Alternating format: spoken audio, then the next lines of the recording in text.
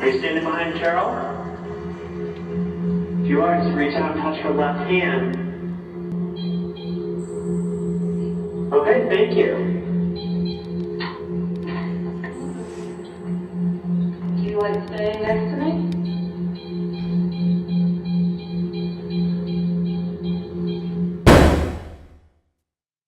The Plymouth ParaCon is a roving paranormal convention, and the goal really is to showcase Plymouth in all of its glory. It's exciting that we have people who are internationally known for paranormal investigations who will be with us over the weekend. John Zaffis and Doogie and Porter from Haunted Towns. What brings me to Plymouth is the opportunity to investigate, be part of this convention, and talking about being involved with the paranormal for the past 44 years.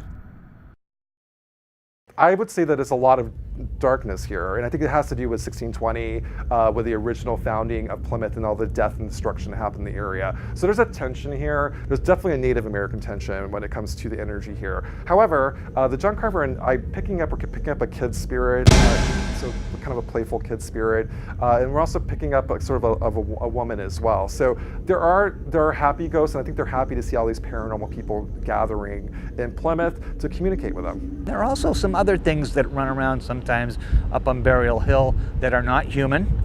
They are of the earth, called cryptids, that tend to come out and tease people a little bit every now and then. I myself have been witness to it, as have my tour groups on occasion.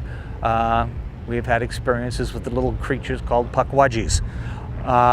So they don't hurt people, they tease people, they are mischievous at best, and they just don't know right from wrong. The John Carver Inn is very haunted. The third floor is reportedly the most haunted area in the hotel. The sexton of the Church of the Pilgrimage used to work maintenance here at the John Carver, and told me stories about seeing people down the hallway, and when he would approach them, they wouldn't be there any longer.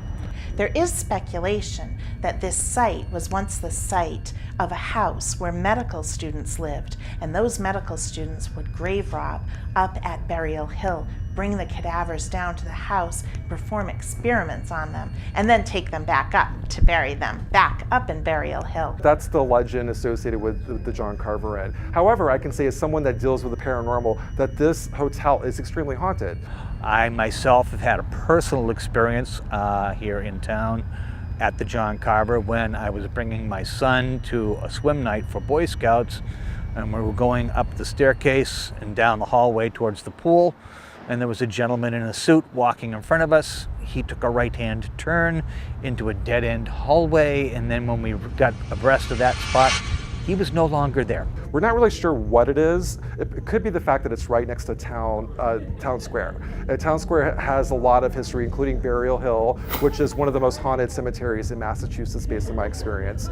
And then there's also the area where King Philip, his head was put on a pike right in front of Town Square. So we're in hallowed ground when it comes to the paranormal. And tonight, after my talk, we'll be doing an investigation of room 309. Did an investigation about 3 months ago in the room. We picked up a male sailor that's residing in that room. Things that are reported, things like move mysteriously, televisions turn on and off, lights turn on and off. So we're trying to get to the root of that tonight in our investigation.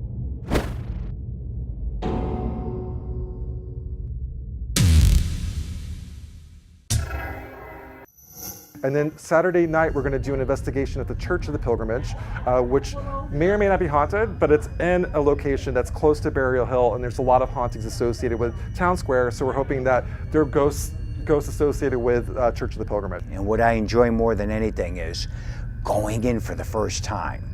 Now, what's even more exciting to me is I'm bringing a whole group of people. I'll be with people investigating. They're going to experience it at the same time I'm experiencing it. So it's the first time for me, first time for them. And if things can get validated and things occur and things happen, to me, that's a wahoo moment. Why? I don't care about what John Zaffis experiences. I care more about what other people experience, because that helps to validate it. I've seen people get scratched, pushed, shoved, seen people levitate, heard people talk in different languages and different voices, know information that they shouldn't know about. There's a lot of things that I've experienced over the course of the years that I can't rule out as just coincidence. Am I expecting paranormal activity up here in Plymouth, Massachusetts? I don't rule anything out.